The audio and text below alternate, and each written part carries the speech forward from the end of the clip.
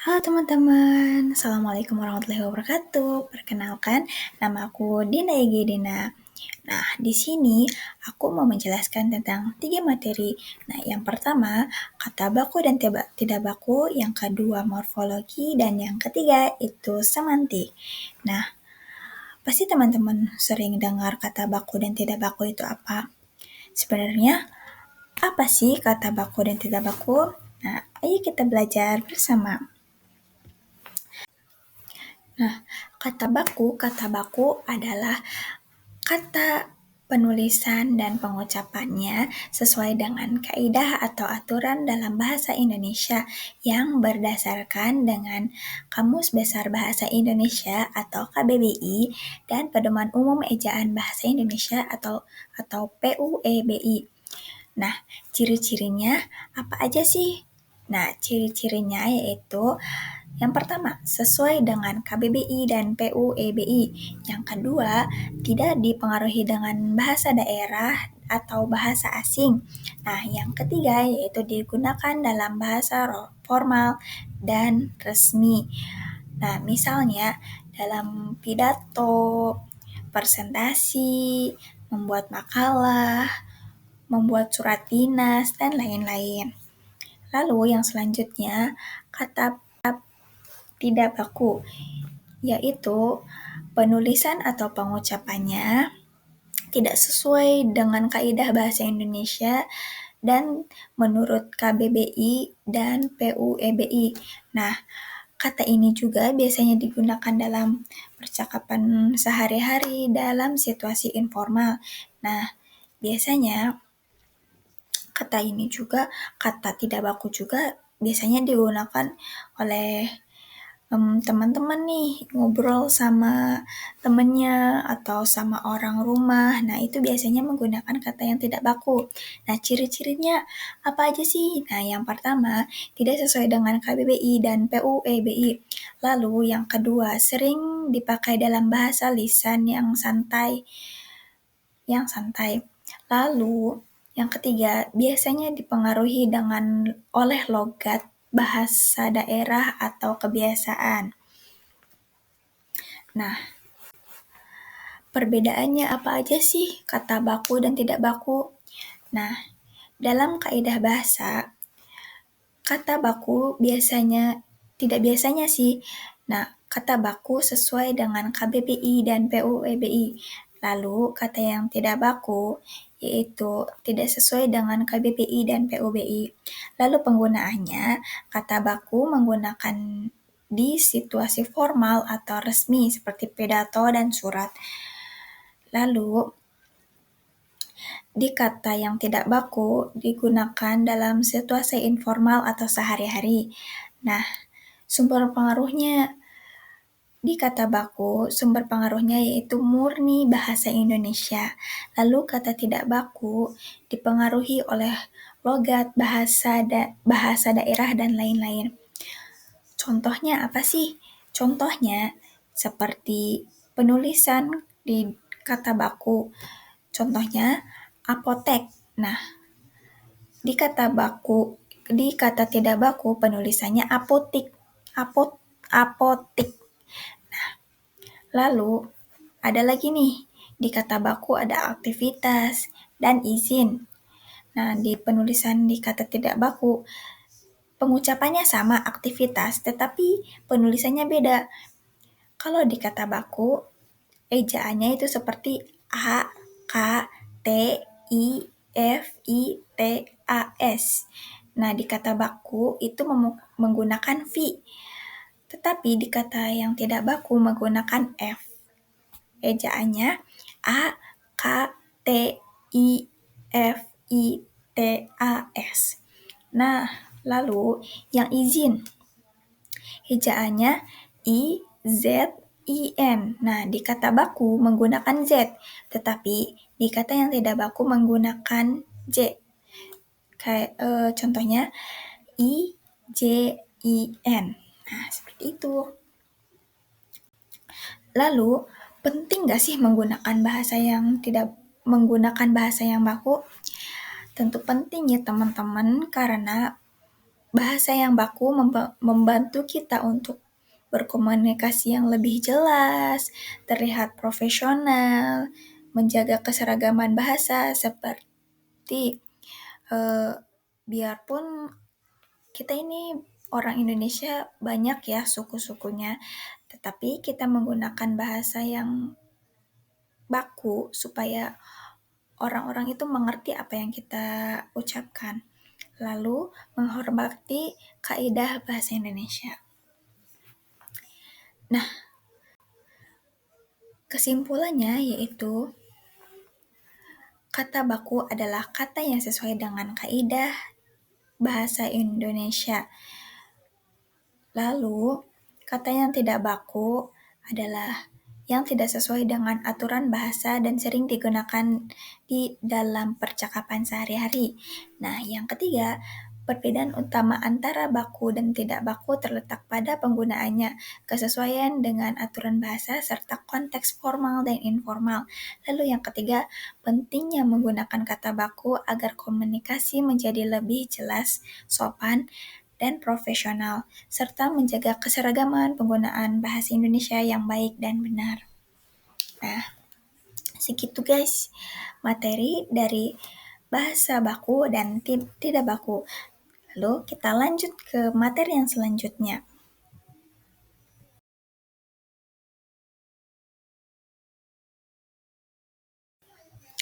Materi yang selanjutnya yaitu morfologi.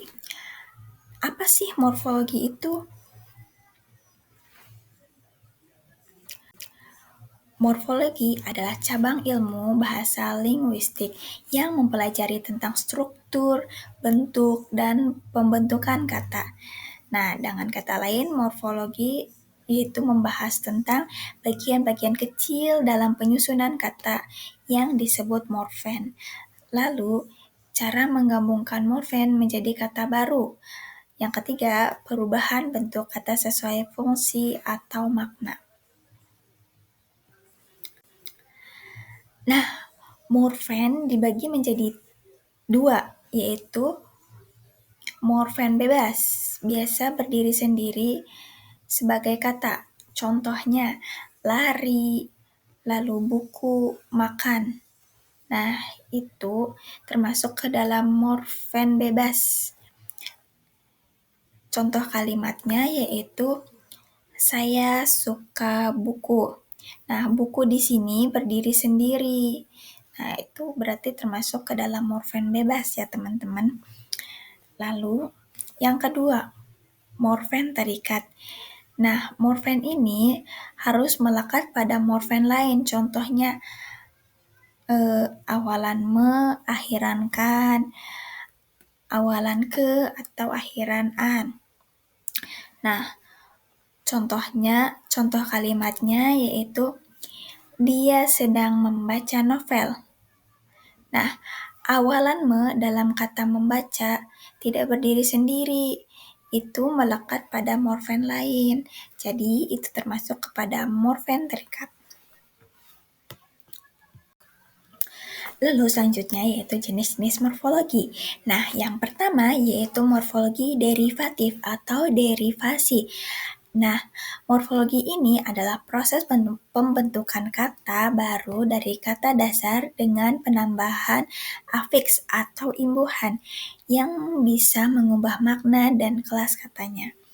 Nah, ciri-cirinya apa aja sih? Yang pertama yaitu terjadinya penambahan imbuhan atau afiksasi.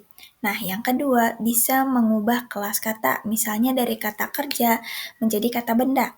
Nah, yang ketiga yaitu menambah makna baru pada kata dasar.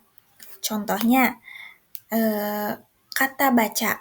Nah, bisa menjadi membaca, pembaca, dan bacaan. Nah, selanjutnya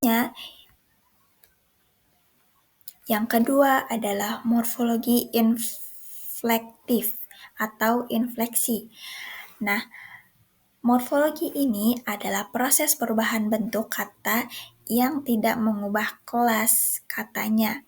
Tidak menghasilkan kata baru, tidak menyesuaikan kata dengan fungsi gramatikal seperti waktu, jumlah, atau pelaku. Ciri-cirinya yaitu yang pertama, tetap dalam kelas kata yang sama. Lalu yang kedua, tidak mengubah makna dasar kata. Yang ketiga yaitu berfungsi menyesuaikan dengan kata konteks kalimat. Misalnya, waktu, subjek, dan aspek. Nah, contohnya yaitu lari menjadi berlari, jalan menjadi berjalan. Nah, contoh kalimatnya yaitu dia berlari menuju rumah. Kata berlari yaitu yang awalnya lari menambahkan imbuhan ber. Lalu yang kedua contohnya, saya sedang memasak nasi goreng. Nah, kata memasak itu awalannya kata dasarnya adalah masak, tetapi diberikan imbuhan awalan menjadi memasak. Lalu kalimat yang kedua yaitu ku baca buku itu sampai selesai. Dalam kata ku baca, nah itu kata dasarnya adalah baca, tetapi ditambah imbuhan awalan ku, jadi ku baca. Nah, selanjutnya yaitu proses-proses morfologi. Yang pertama yaitu ada reduplikasi atau pengulangan. Nah, yaitu proses pengulangan seluruh atau sebagian bentuk kata. Jenis-jenisnya yaitu yang pertama ada reduplikasi utuh, yaitu mengulang seluruh bentuk kata. Contohnya di sini ada kata buku. Nah, pengulangannya yaitu buku-buku, yang artinya banyak buku.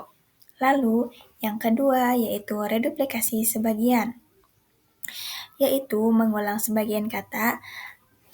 Umumnya di sini satu suku kata awal. Contohnya, di sini ada kata laki, yaitu pengulangannya laki-laki. Bentuk khas untuk jenis kelamin. Nah, contoh yang kedua yaitu leluhur dari kata luhur, yang arti di atas, teman-teman. Lalu yang ketiga ada reduplikasi berimbuhan, yaitu kata yang diulang dan diberi imbuhan. Contohnya, berlari-lari. Nah, dari kata berlari-lari yaitu dari kata lari. Nah, diberi imbuhan ber. Lalu yang keempat yaitu reduplikasi perubahan bunyi, yaitu ulangannya sedikit berubah bunyi atau ada nadanya ya teman-teman, seperti sayur mayur. Nah, yaitu artinya berbagai sayuran.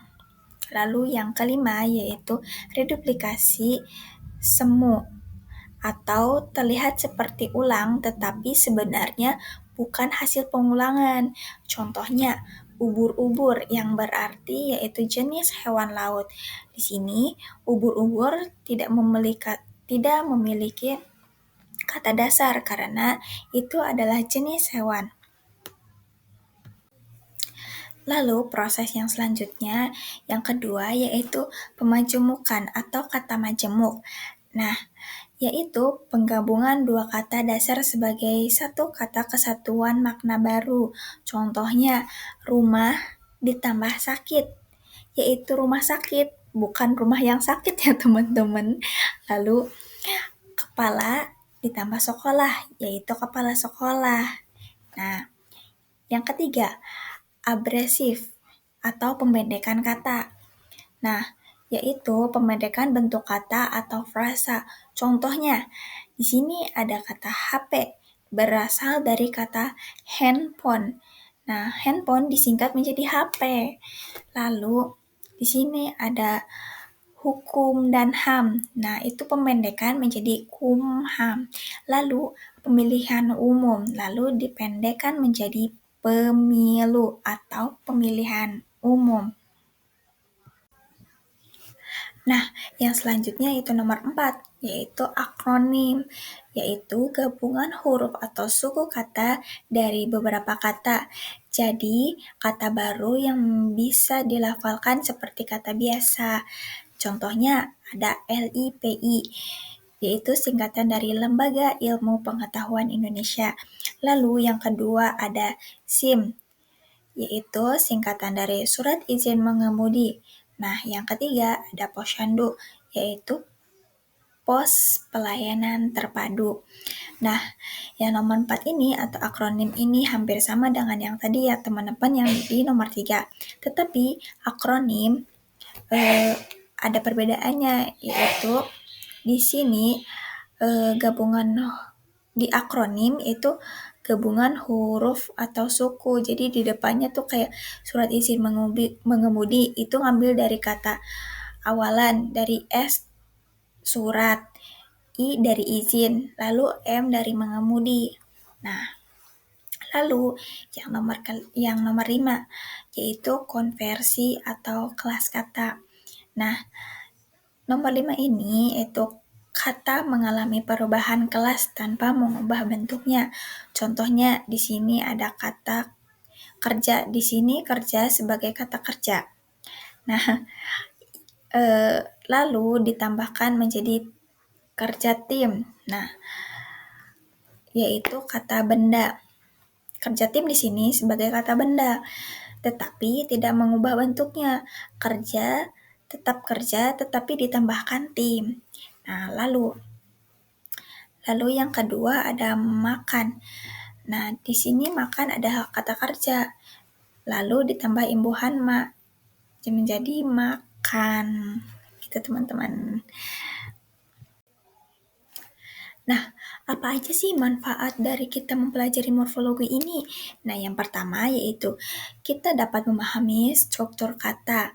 Kita ngerti bagaimana sih dibentuknya dari bagian-bagian kata dari bagian-bagian yang terkecil, misalnya dari awalan, akhiran, dan kata dasar. Contohnya berlarian. Di sini ber yaitu sebagai kata awalan, lari sebagai kata dasar, an sebagai kata akhiran. Nah, lalu yang kedua yaitu manfaatnya membentuk kata baru atau derivasi. Nah, contohnya dari kata ajar kita bisa tahu bentuk kata barunya apa aja seperti pengajaran, belajar, dan mengajar. Lalu yang ketiga yaitu meningkatkan kemampuan menulis dan berbicara. Kita memakai kata secara tepat dalam kalimat agar tidak salah dibentuk atau maknanya. Nah, lalu yang keempat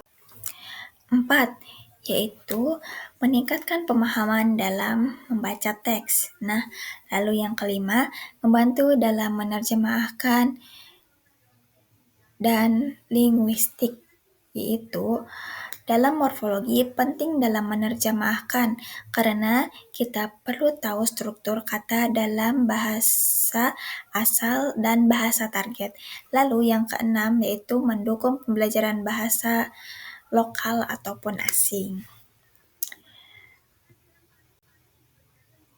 Nah, itu kita baru belajar sampai morfologi.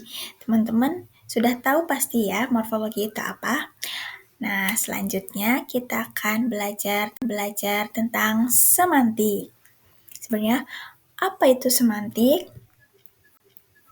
Semantik adalah cabang ilmu linguistik yang mempelajari makna dalam bahasa baik makna kata, frasa maupun kalimat. Nah, dalam semantik kita fokus untuk arti kata secara leksikal atau kamus. Yang kedua, makna yang muncul karena konteks. Yang ketiga, hubungan antara makna dalam struktur bahasa.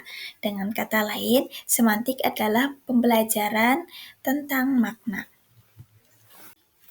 Selanjutnya, apa aja sih jenis-jenis dari semantik? Yang pertama yaitu ada semantik leksikal. Nah, semantik ini fokus pada makna kata secara leksikal atau kamus dasar. Nah, contohnya di sini ada air. Air di sini artinya cairan bening yang bisa diminum. Lalu yang kedua yaitu ada kucing. Nah, kucing artinya yaitu hewan berbulu yang bisa mengeluarkan suara mengeong-ngeong seperti eong gitu. Jadi, semantik leksikal ini adalah makna asli kata tanpa tambahan konteks. Lalu, yang kedua yaitu semantik gramatikal. Nah, semantik ini membahas makna yang muncul karena struktur kalimat atau gramatika. Di sini ada contohnya yaitu dia memukul bola. Bukan berarti bola memukul dia. Kata yang sama, nah urutan dan fungsinya berbeda, makanya juga berubah. Ngantuk kali ya. Lalu, yang ketiga yaitu ada semantik kontekstual, yaitu menjelaskan makna berdasarkan konteks menggunakan dalam kalimat atau situasi. Contohnya di sini ada berat badan yang mengartikan yaitu menuju ke makna fisik. Nah, yang kedua contohnya yaitu berat hati. Kalau berat hati ini lebih ke makna perasaan atau kiasan. Nah, konteks kalimat penting banget untuk membentuk arti kata. Lalu yang nomor 4 yaitu semantik konseptual.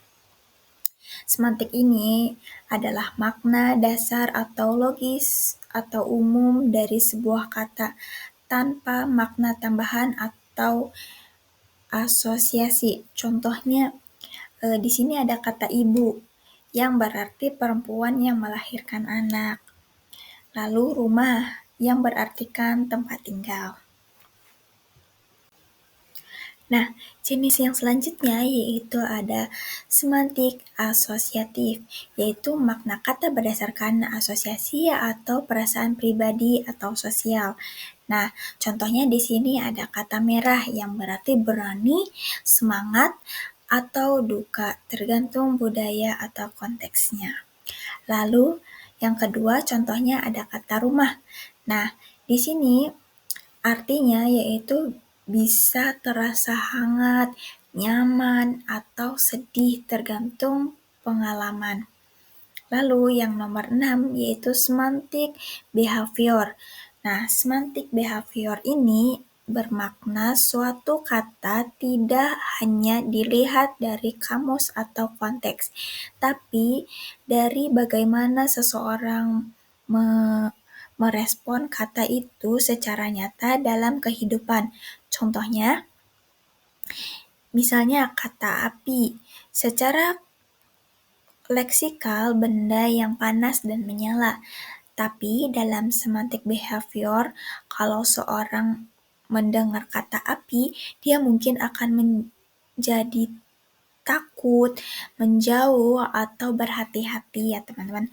Lalu makna api di sini tidak hanya berdasarkan definisi takut, respon perilaku nyata dari penulis terhadap kata tersebut.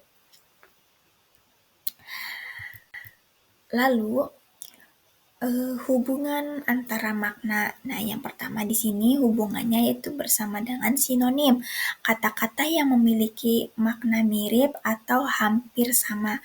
Contohnya, di sini ada kata besar yang artinya luas, lalu kata pintar yang artinya cerdas. Nah, tidak selalu 100% sama, bisa berbeda konteks penggunaannya. Lalu yang kedua yaitu antonim.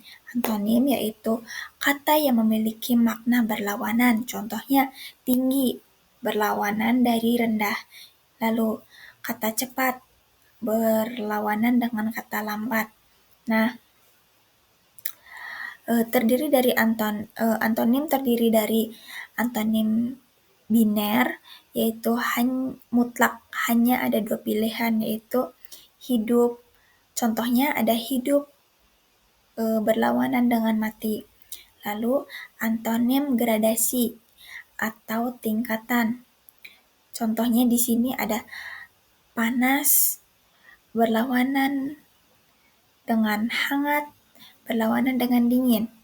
Lalu antonim relasional. Contohnya membeli berlawanan dengan menjual. Lalu hubungan yang ketiga yaitu homonimi, yaitu satu kata tapi punya dua makna berbeda dan tidak berhubungan. Contohnya di sini bisa yang artinya racun berlawanan dengan bisa yang artinya mampu. Lalu bank yang artinya uang, lalu berlawanan bank yang artinya sungai. Nah, yang keempat yaitu polisemi, yaitu satu kata banyak makna yang masih saling berhubungan. Contohnya di sini kepala. Kepala yaitu di sini kan kepala artinya bagian tubuh ya. Nah, tapi kepala juga bisa berarti pemimpin dan kepala sekolah. Lalu contoh yang kedua yaitu mulut. Mulut biasanya berartikan yaitu mulut manusia yang biasanya berbicara kan teman-teman. Tetapi di sini juga bisa berartikan ada yang mulut gua, yang kedua ada mulut botol. Nah, hubungan yang ke nomor 5 yaitu hiponimi dan hipermimi. Nah, hubungan antara kata umum dan khusus, contohnya bunga. Di sini bunga itu hipernim ya, yang artinya di sini bunga tuh banyak, kayak ada mawar, melati, anggrek. Nah, itu masuknya ke hiponim. Lalu ada kata buah yang masuk ke hipenim. Nah, buah ini banyak jenisnya, kayak ada mangga, jeruk, apel. Nah, dari mangga, jeruk, apel ini yaitu termasuk ke hiponim. Nah, yang nomor 6 yaitu metonimi, yaitu penggantian nama berdasarkan kedekatan makna. Contohnya, di sini ada kalimat saya baca Terelie. Maksudnya yaitu bukunya. Di sini Terelie itu bukunya. Lalu contoh yang kedua yaitu dia minum aqua. Aqua di sini maksudnya adalah air minum dalam botol. Nah, apa aja sih dari manfaat kita mempelajari semantik ini? Nah, yang pertama itu kita memahami makna kata secara tepat. Nah, yang kedua itu meningkatkan kemampuan berkomunikasi. Nah, kita belajar semantik, kita dapat memahami agar tidak ada kesalahpahaman antara berkomunikasi dengan orang lain. Lalu, yang ketiga yaitu melatih cara berpikir kritis dan logis. Yang keempat yaitu membantu dalam menulis dan membaca dengan baik. Yang nomor 5 yaitu mendukung penerjemahan antar bahasa. Yang keenam yaitu membantu dalam dunia pendidikan dan profesi. Nah, kita udah belajar dari ketiga materi yaitu kata baku dan tidak baku, morfologi, dan semantik. Semoga dari ketiga materi ini bisa bermanfaat untuk kita semua. Amin amin ya rabbal alamin. Sekian materi dari saya, Dinda Igidina. Terima kasih, kurang lebihnya mohon maaf. Terima kasih sudah menonton. Wassalamualaikum warahmatullahi wabarakatuh. Bye-bye.